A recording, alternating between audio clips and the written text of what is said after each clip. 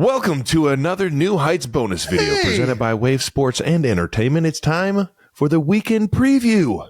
That's right. Where we talk about our Week 7 games and whatever else the you feel like fucking talking about. Yeah. Who doesn't love a good bonus video? Jason, you want to start off with what you got to say next? Come along. We're going to get into our Week 7 look-aheads. All righty. Let's look at the Chiefs game first. Chiefs. Go, man. Playing the Chargers. Another division game. In Arrowhead, second division game of the year, facing Khalil Mack and Derwin James. Jesus Christ. We talked about Khalil Mack a couple weeks ago when we raved about how ridiculous it was that nobody helped him when he helped out the offensive lineman when he had 6 sacks against the Raiders. Yeah. Well, he had 4 tackles and a sack Monday night against the Cowboys. How do you game plan for a guy like Khalil Mack? Are you going to be chipping a lot? I'm not telling anybody this shit. Hell no, I ain't telling nobody that. I'm about to tell Khalil how we're about to attack this guy. There's only so many things you can do. He's not the only one. Obviously, we mentioned Derwin James, but you got to talk about Joey Bosa over there on the other side of the ball, or other side of the line. Ah, yeah. Can't forget about Joey. They've got some dudes. For sure. Kendricks you've played him a lot in Minnesota. Him being in our division now doesn't make our job any bit easier. Yep. They got Samuel. They got a bunch of great corners. They're stacked on defense. So it's and it being a division game, they know us, we know them. We just got to go out and be able to perform. And I think the biggest thing against a great defensive line is you got to be able to run the ball. You got to be able, if they can just pin their ears back and try and get after the quarterback, which they are arguably some of the best to do it in the game right now. That's going to be a long day for us. You know, even though they got a new DC in Derek Ansley, I think that their players are flying around right now and making plays.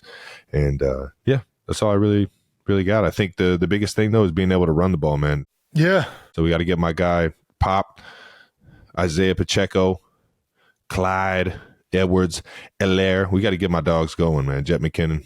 Let's get some downhill running going this week, baby. You just talked about him, so we got to talk about him because of his accentuating relationships with this show and some of our early content. But Derwin James has said verbatim from himself that you are the guy he goes above and beyond to prepare for the most. Oh, shit. Is that true? You just said that's what he said, so it has to be. What do you mean, is it true? But, I mean, have you heard that he said this? I did not hear that. News to me. Hey, is the same true for you? Do you prepare for Derwin James more than, 100%. I'm looking at every single one-on-one matchup I've ever had against the guy. We're going to be dealing with 2 guys that are prepared for each other this week. Preparation. H.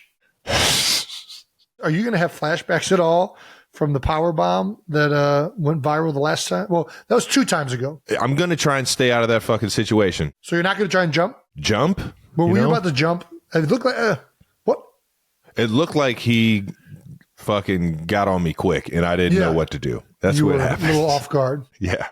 It kind of like I got around one guy and then all of a sudden he's on me. Yeah. And then he scooped me and powerbombed me and the ball came out and it wasn't my best meme that's out there on the internet. And I'll probably see it a few times, at least this week. No doubt. If not, the rest of my fucking life. That's what happens when you go up against dogs. You go up against the best players in the fucking league. They're going to get you. Everybody gets got. You know, I'm not embarrassed by any means that Derwin James got me. Just try and find a way to win the game and try and find a way to make plays the next time I get put in a situation like that. And sure enough, I'm going to have a chance to make some plays this Sunday. There you go. This is your first matchup with the Chargers, second divisional game of the season. You said it last week when we talked about the Broncos, but divisional games, you guys know each other that much better. The 2023 Chargers have added former Cowboys OC Kellen Moore, and you guys have a new OC in Matt Nagy, but it's kind of a new/old OC, I guess. Yeah, he's been with us. How much does it change having a new OC in the mix? Game planning for a team that you see so regularly? I really don't know, man. Yeah. I really don't know. Well, what's it feel like when you have a new Well, I guess you've only ever. Yeah, Coach Reed's always been at the helm, so it's kind of been the same OC, but it's really been like different people kind of creating the offense and creating the game plans and things like that. But the offense changes every year. Every offense has to at least get tweaked here and there, depending on your skill players, depending on the direction that you want to go forward as an offense. If you're running the same plays as you were last year, you're going to be fucking in a tough situation.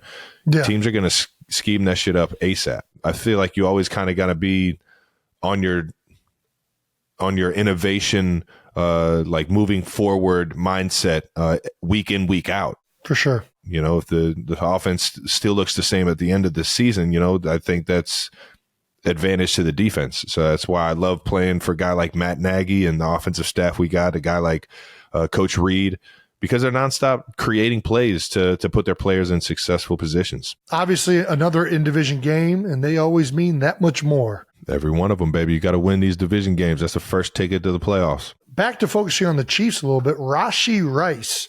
You guys have had some young wide receivers that are starting to click with the offense, particularly the rookie wide receiver, Rashee Rice. Rice had 4 receptions for 72 yards in your Thursday night game against the Broncos.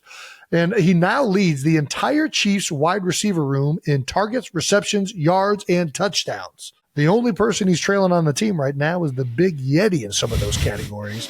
What do you think of the rookie's progress this season? Has it been a surprise? Rashee's killing it. No, and I think his role is going to keep growing, man, as he gets more and more comfortable. I think what he does really well is he sees the defense. He understands voids.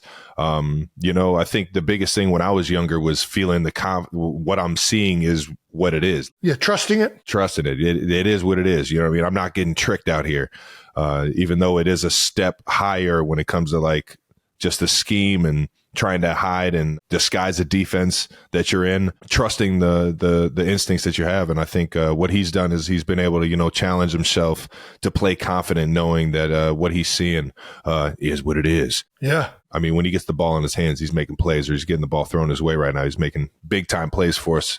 And I expect him to keep, taking off and keep that incline of getting better week in, week out. No doubt. So I'm proud of the big guy, but as he knows, man, these opportunities are coming, and he's ready to make these plays, man. Well, good luck this week. Yeah, thanks, bud. Let's move on to this Dolphins-Eagles game. Sunday night football, baby. Who doesn't love Sunday night football? Woo! Favorite pastime. Yeah, baby. First time facing head coach Mike McDaniel. You're the first of both of us to face Mike McDaniel. We had training camp against him last year. Yeah, this is the first regular season game against him as the head coach. Yeah. Last time you played the Dolphins was in 19 when Brian Flores was the head coach. Yep. You guys won 37-31. No. This would Dolphins won. Sorry, Dolphins won 37-31. It's not a highlight. Yeah. Oh, sorry. This will be your first time playing them with head coach Mike McDaniel, who's led the Dolphins to their impressive 5-1 start and record-breaking offense. Dude, talk about speed. You last faced a Mike McDaniel's coach team when he was the OC in San Fran in 2021. What do you think the challenges are of going up against a head coach you haven't faced before? Or, I don't know. What's the difference about preparing for a team you like rarely play?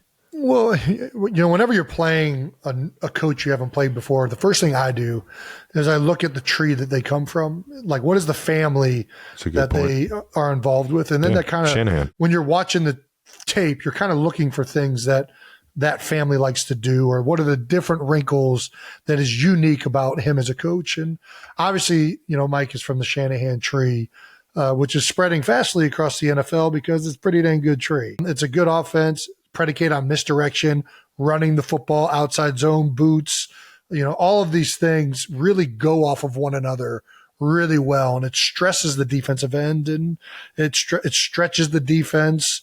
It cuts the defense. It prevents you from playing fast with the misdirection. There's a lot of good things that this system does. And Mike and the Dolphins have got it figured out pretty good. They got some things figured out, though. That boy, the thing that jumps out to me is they got so much speed. They're so fast. Like, it's not just Tyreek. I mean, there's like 3 or 4 guys that are just like burners. And he does a great job. And I think that this offense in general does a good job of getting guys in space And I think what's set Mike apart from, I think, a lot of what some of the other guys running the system is he's getting just really fast guys and finding a way to get fast players in a lot of space. I mean, it makes sense. It just sounds like it makes sense. Yeah, get fast guys in space and let them go to work.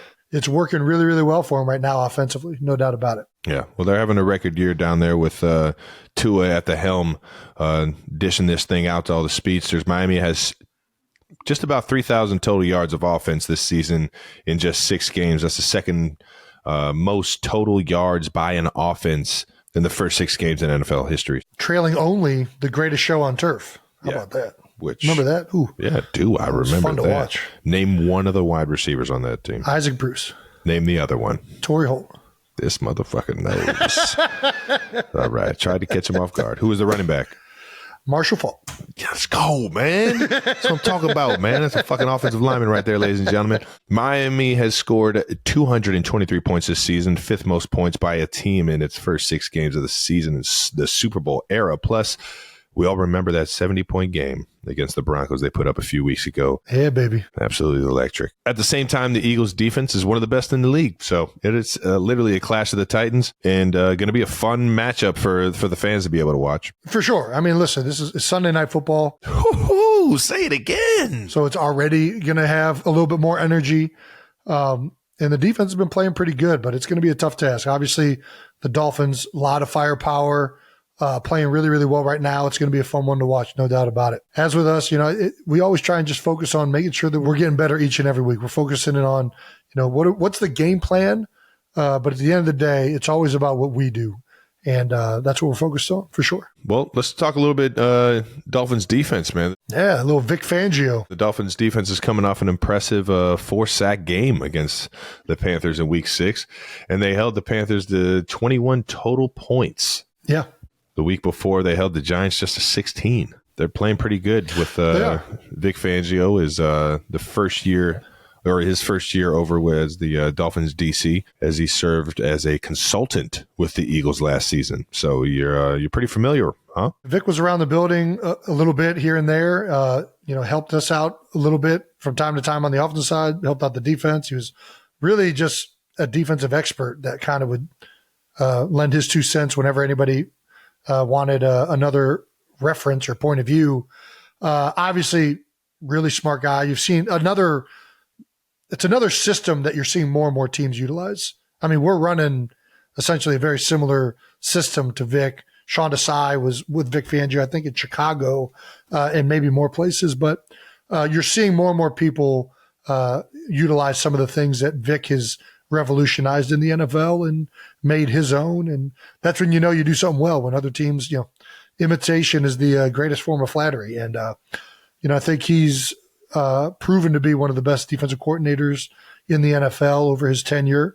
He certainly he's picked up right where he left off in Miami in his first year. So it's going to be a challenge for us. No doubt about it. Is the link going to be rocking like some Red October, or what do you think?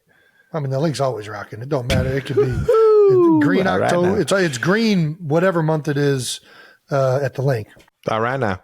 Well, that does it for our Week 7 previews, man. Hey! That's it. That's all we got for you. Let's get to the fun part. Let's get to some clips. All right, 92%ers. We talked about this last week, but we're going to try and figure out how to do a bracket to find the best NFL highlight of all time. So make sure you keep sending in your favorites. And we're going to announce when we are ready to go. Got a lot of good suggestions from this week, or from this last week. Robert Johnson, 3510, commented, the Music City Miracle for sure has got to be a part of the discussion as best highlight of all time. Must be a Titans fan. I forget who they were playing, but I'll tell you what, man, that thing was, it was almost a forward lateral. Yeah, we're going to get to some laterals here in a bit, but laterals are always up for best highlight. I mean, it's an electric moment when a ball is free range and it's just sitting in the air. And you got a guy just out here playing backyard ball, just flipping it around. Man, fire me up, coach. That's got to somehow be in here at some point, but let's keep it moving. Who else we got? We got Damian Kearns, 3654, commented, best highlight? I'd pick OBJ all day long. but Edelman's impossible catch. Oh, the Patriots come back in Atlanta. Yeah. Yeah, the juggle catch. And the Patriots come back against Atlanta after halftime. If he doesn't catch that, they don't come back. Just a great play regardless. Yeah. I agree. That was an electric catch. That was. Pretty damn impressive. How he stuck with it. We talked about it, I think, when we had Julian on the show. Oh, yeah. That, we asked him if it was the greatest Super Bowl catch of all time, and he was very modest. He was like, I know, but it was not many players. It only would won us have the had enough. game, but Yeah.